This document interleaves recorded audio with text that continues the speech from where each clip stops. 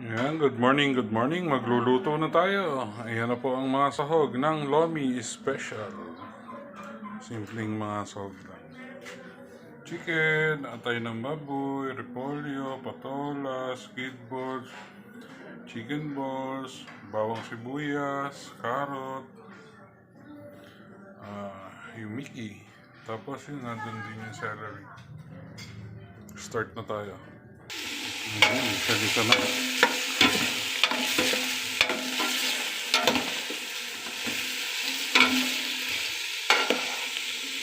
Ayan, ilagay na. Masahog. Okay. Gisa-gisa. Ayan, nalagay ko na yung Mickey sa Lomi. Dadagdagan na lang ng sabaw.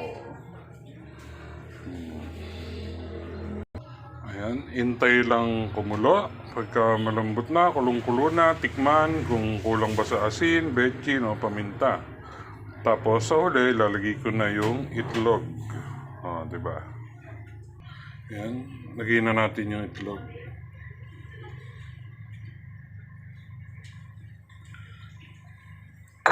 Tapos, maykos na.